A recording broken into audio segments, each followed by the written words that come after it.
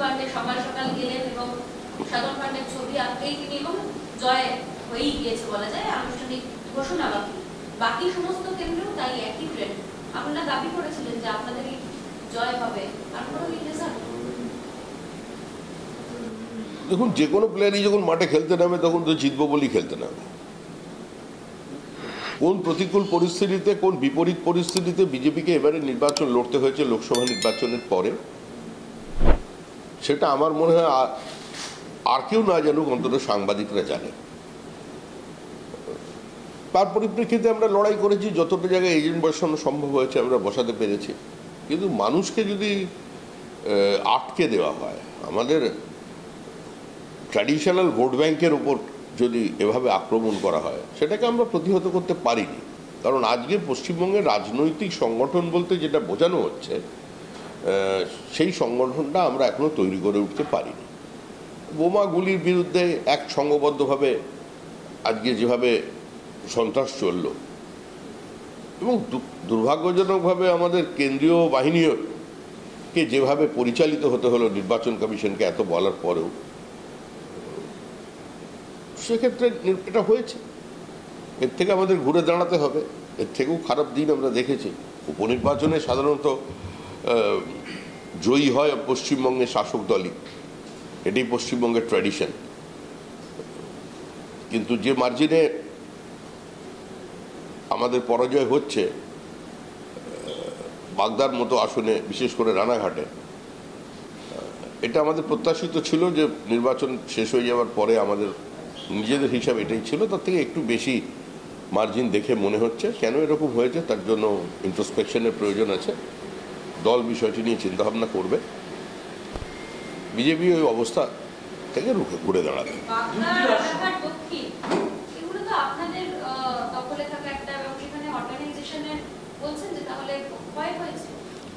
অর্গানাইজেশনের ক্ষয় বলবো না, আমরা যে প্রোটেকশনটা দেওয়ার প্রয়োজন ছিল বা যে জায়গায় দাঁড়িয়ে নির্বাচনে লড়ার কথা ছিল, সেটা আমরা কোথাও করতে পারিনি।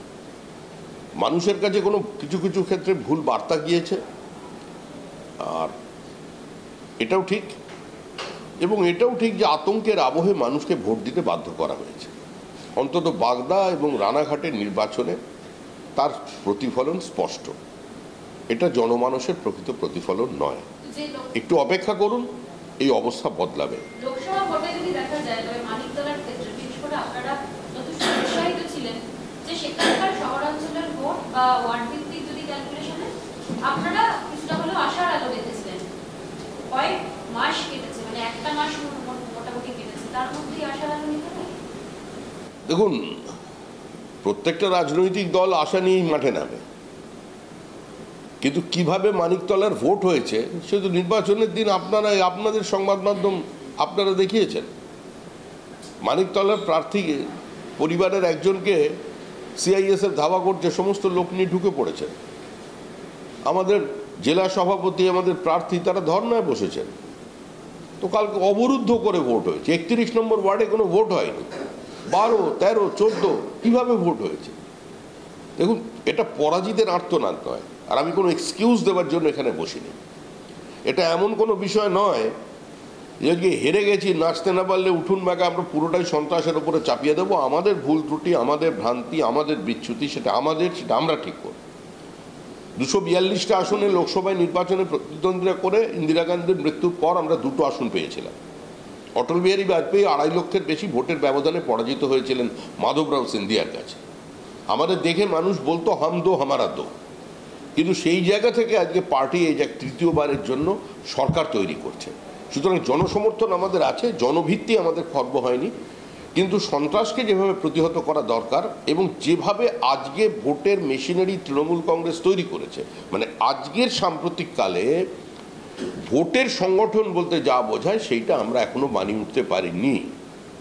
আজকের ফলাফল সেটারই প্রমাণ। কারণ দেখুন, আমরা একটা রাজনৈতিক দলকে কাউন্টার করতে পারি। আমাদের কর্মীরা এত মার খাবার পরেও, 27 দিনে 56 জন খুন হয়ে যাওয়ার পরেও কিন্তু আমরা লোকসভা নির্বাচন লড়েছি। 12টা আসন আমরা পেয়েছি, 39% মানুষের ভোট আমরা পেয়েছি। জনসমর্থন আমাদের আছে, জনভিত্তি আমাদের আছে। কিন্তু বোমা পিস্তলের মোকাবেলা পাল্টা বোমা পিস্তল লাঠি নিয়ে হয় না। কিন্তু একটা জায়গায় যেখানে সম্পূর্ণভাবে পুলিশ, সিভিক ভলেন্টিয়ার্স, দুষ্কৃতী, রাজনৈতিক কর্মী, নেতা, বিধায়ক, মন্ত্রী একযোগে আক্রমণ করছে, তাকে প্রতিহত করবার মতো যে সাংগঠনিক দক্ষতা সেটা আমাদের নেই, যেটা আমরা পাচ্ছি না, এটা অপারক আমরা। এভাবে নির্বাচন করা যায় না। এই পশ্চিমবঙ্গের নির্বাচনের প্যাটার্ন বদলাতে হবে। সারা দেশে ধরনের নির্বাচন হয়নি, আমরা তো প্রার্থীদের অন্য জায়গাতেও পরাজিত হয়েছে দেশের, কিন্তু সেখানে সন্ত্রাসের অভিযোগ তো নেই। 8 লক্ষ ভোটের ব্যবধানে জিতেছেন শিবরাজ সিং চৌহান। কংগ্রেসের কোনো প্রার্থী সেখানে অবস্থানে বসেছেন, সন্ত্রাসের অভিযোগ আছে, রক্তপাত আছে, প্রাণহানি আছে, বুথ দখলের অভিযোগ আছে। 29টা আসন পেয়েছে মধ্যপ্রদেশে, কোনো কেউ অভিযোগ করেছেন? উত্তরপ্রদেশে আমাদের প্রার্থী যদি চাইতেন, যদি উত্তরপ্রদেশের মুখ্যমন্ত্রী চাইতেন, একটা আসনও কংগ্রেস ওখানে জিতে আসতে পারতো, যেভাবে পশ্চিমবঙ্গের ভোট হয়। এই রাজনীতিতে আমরা বিশ্বাস করি না। আমাদের দল এই বহুদলীয় সংসদীয় ব্যবস্থায় অংশগ্রহণ করেছে। মানুষের মত প্রকাশের স্বাধীনতা এটা ভারতবর্ষের পরম্পরা এবং আমরা সেই সংস্কৃতিতে বিশ্বাস করি, তা নিয়ে রাজনীতি করছি। আপনারা যে প্রশ্নই করুন না কেন, আমরা হেরেছি, যারা জিতেছে তাদের অভিনন্দন, যেভাবেই জিতুক তাদের অভিনন্দন, কিন্তু পার্টি এই অবস্থার মধ্যে থেকে বেরিয়ে আসবে।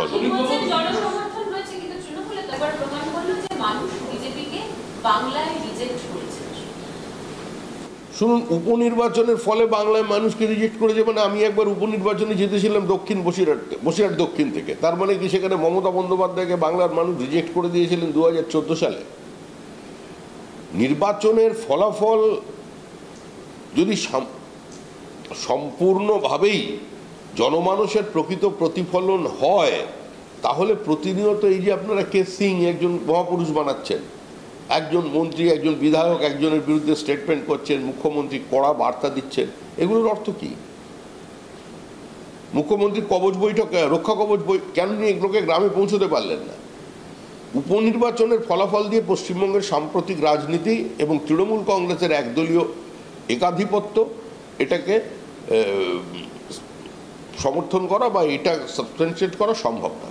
সমীরবাবু, দুটো প্রশ্ন। প্রথমটা হচ্ছে যে আপনাদের বিধায়ক, এই 3টি আসনের মধ্যে আপনাদের বিধায়ক ছিল 21-এ, তারা দল পরিবর্তন করেছিলেন বাগদা, রানাঘাট দক্ষিণ এবং রায়গঞ্জ, এবং তার মধ্যে আপনাদের বিধায়ক হিসেবে 21-এ জয়ী মুকুটমণি অধিকারী, কৃষ্ণ কল্যাণী, যারা 2024-এ ওই বিধানসভাতেও লোকসভা ভোটে তারা মার্জিন তাদের বিরুদ্ধে ছিল, তারা আবার বিধায়ক হলেন, তৃণমূলের প্রতীকে জয়ী হলেন।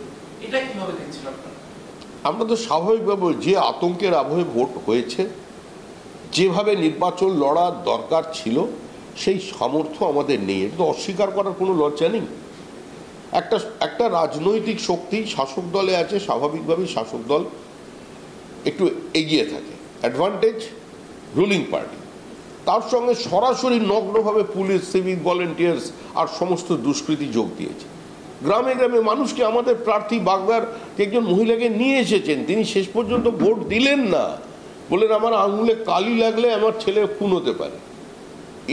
আমরা তো ভেবেছিলাম এই পরিস্থিতির মধ্যে ভোট হয়েছে, সুতরাং এই ধরনের ফল আমাদের কাছে পার্টিগতভাবে প্রত্যাশিত ছিল।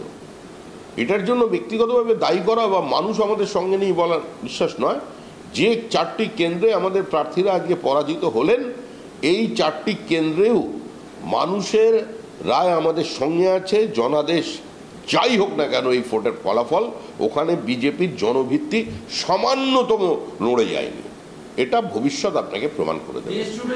রিপোর্ট আসছে না যে 13টি কেন্দ্রের এখন পর্যন্ত প্রায় ফলাফল তৈরি হয়ে গেছে, তার মধ্যে 11টিতে ইন্ডিয়া জোট এগিয়ে রয়েছে, 2টিতে মাত্র বিজেপি।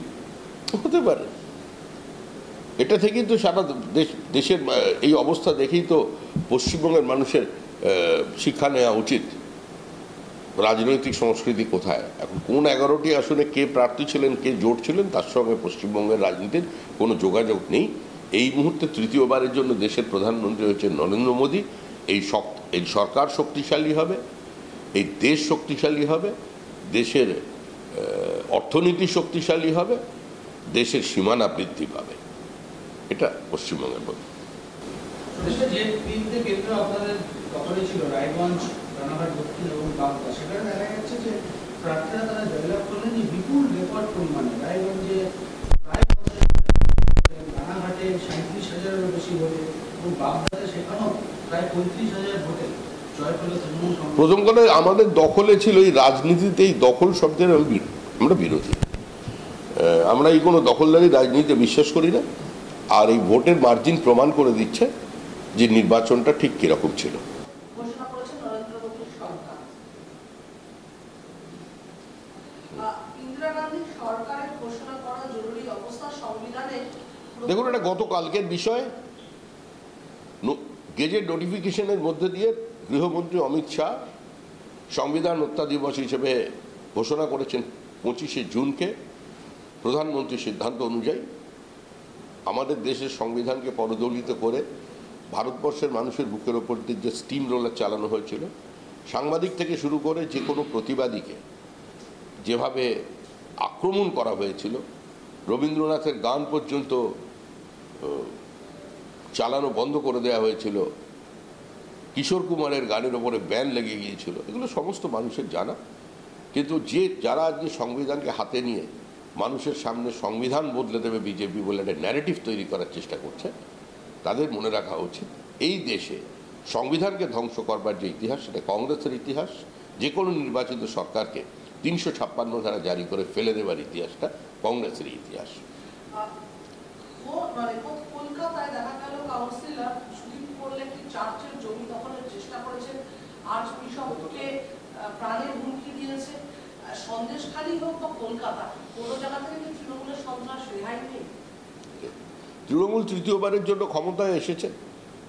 তৃণমূল লোকসভা নির্বাচনে 29টি আসন পেয়েছে, 4টে উপনির্বাচনে বড় ব্যবধানে জয়ী হয়েছে।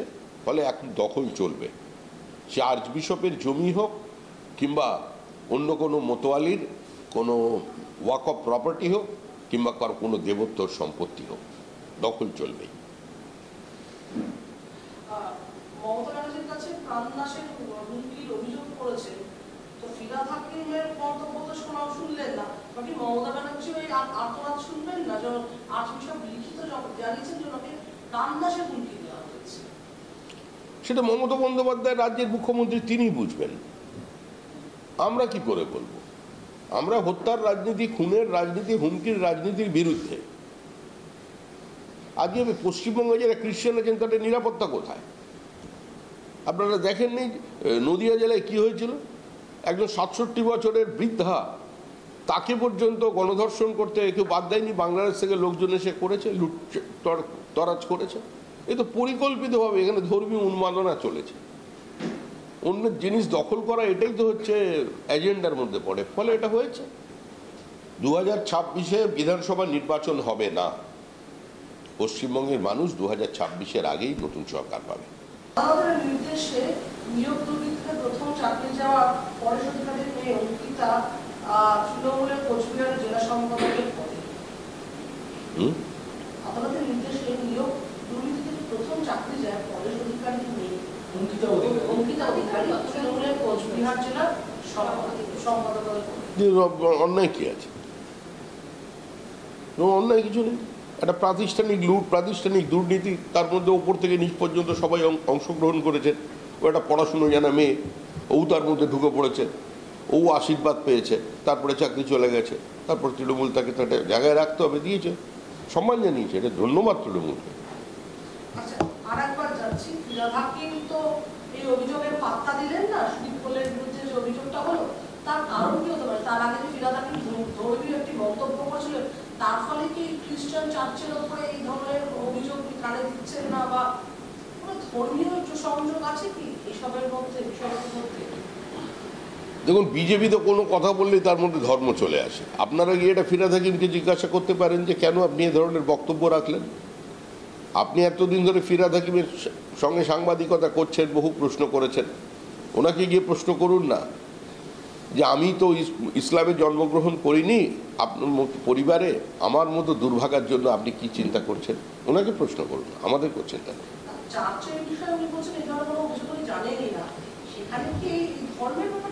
এত জায়গায় দখল হচ্ছে, তার কাছেও তো খবর যাচ্ছে। সব খবর রাখা সম্ভব নাকি কোনো মন্ত্রীর পক্ষে? ঠিকই তো বলেছে, সব কথায় সমালোচনা করা ঠিক না। কুচবিহার থেকে কাকদ্বীপ পর্যন্ত সর্বত্র দখল হচ্ছে। ওয়াক অফ প্রপার্টি, দেবোত্তর সম্পত্তি, খাস জমি, নদীর চর, কোনটা বাদ দিয়েছে? জঙ্গল সবই তো দখল করে ফেলেছে। আর যখন দখল হয় কেউ না কেউ তো অভিযোগ করে, কেউ অভিযোগ করে যার জিনিস দখল হয়, কেউ অভিযোগ করে যে প্রকৃতি প্রেমী, আর কিছু মানুষ অভিযোগ করে সে তার ভাগ না পেয়ে 25-এর মধ্যে জায়গা না পেয়ে সে তখন নেতার কাছে জানায়। তো এত জিনিস মাথার মধ্যে রাখতে হয়। চার্চের ব্যাপারটা ভুলে গেছে, শোনেনি। এত বিষয়ের মধ্যে কি করে একটা মানুষের উপর রাখা যাবে মাথা? আলিয়াদহে জয়ন্ত সিংহের সম্পর্কে যত ইনভেস্টিগেশন চলছে আসছে তত ভূষার কাহিনী। আমরা এই ব্যাপারে কোনো ইন্টারেস্টেড নই। আমরা জয়ন্ত সিংহে বাঘা যদি বানাতে দেব না। আমরা বিপ্লবী দেশপ্রেমী জয়ন্ত সিং একটা মানে এমন হচ্ছে জয়ন্ত সিং সকাল থেকে, ওসবের মধ্যে আমরা নেই। ও তৃণমূলের ব্যাপার, ওখানে সবাই তৃণমূল। ও জয়ন্ত সিংও যা, ওখানকার অন্য নেতারাও তাই, সব এখন জয়ন্ত সিংকে কেউ চেনে না বলছে। এসব গল্পের মধ্যে বিজেপির নেই। আমাদের কর্মীরা দিকে দিকে আক্রান্ত হচ্ছে, ঘর ছাড়া হচ্ছে, বাড়ি ভেঙে দেওয়া হচ্ছে, পঞ্চায়েতের প্রধান আক্রমণ করা হচ্ছে, বিজেপির জেতা পঞ্চায়েতের অফিসগুলোর তালা লাগিয়ে দেওয়া হচ্ছে। একটু এগুলি দেখান আপনারা, দয়া করে দেখান। হাত জোর করে সংবাদ মাধ্যমের কাছে বলছি, একটু যান, দখলের গল্প বলার আগে ফণিতে যান। ওই ননি ফণি আছে আপনার বাইপাসের ওপরে, মল বাজার করতে যান তো, সুন্দর মল, ওইখানে গিয়ে স্যাটেলাইট পিকচার দেখুন কতগুলো পুকুর বুঝিয়েছে। এখন দেশটা হওয়ার পর তৃণমূলের নেতা বিধায়ক সবাই ভয় পাচ্ছে। ওই এলাকায় কি পরিস্থিতি ছিল, কিভাবে তারা বসবাস করছে? কেউ কোনো ভয় পাচ্ছে না। কে বলেছে আপনাকে ভয় পেয়েছে? বদর মিত্রকে চমকে দেবেন না, এত সহজ হলো। সৌগত রায়ের বয়স এখন মানে আমার যা বায়োলজিক্যাল এজ প্রায় সেই তার কাছাকাছি তার পলিটিক্যাল এজ, ভয় পেয়ে যাবে? এত ছোট প্লেয়ার নাকি? ভয়ের গল্প অন্য জায়গায় বলবেন। মরণদা ভালো আছে, আনন্দে আছে, এখন দেখেও ভালো লাগছে, চেহারাটা একটু আগের থেকে ভালো হয়েছে, পাঞ্জাবির রংটাও একটু অন্যরকম হয়েছে। নতুন কোনো গান লিখুন উনি। সমীরবাবু, লোকসভা ভোটের ফল আপনার যে বিশ্লেষণ ছিল যে পুরো এলাকাগুলি, রাজ্যের যে পুরসভা এলাকা, তাতে বিজেপির একটা লোকসভাতে একটা আধিপত্য দেখা যাচ্ছিল ভোটে। সেই যে পুরো এলাকাগুলি, তার মধ্যে আজকে যে রায়গঞ্জ বা আপনার মানিকতলা, এই এলাকাগুলিতে এটা জনমানুষের প্রকৃত প্রতিফলন নয়। পুরো এলাকায় হোক আর পঞ্চায়েত এলাকায় হোক, বাগদায় এবং রানাঘাট দক্ষিণ কেন্দ্রে বিজেপি এই ব্যবধানে হারতে পারে না, হারতে পারে না, হারতে পারে না। আজকে জেতার আনন্দ করে নিন, আজকে পটাকা টটাকা যা আছে ফাটিয়ে টাটিয়ে নিন, কিন্তু রাজনৈতিক পরিস্থিতি পশ্চিমবঙ্গে দ্রুত বদল হবে, অবস্থা বদলাবে, মানুষ রুখে দাঁড়াবে, মানুষ গণ অবরোধ তৈরি করবে। এভাবে নির্বাচন হয় না।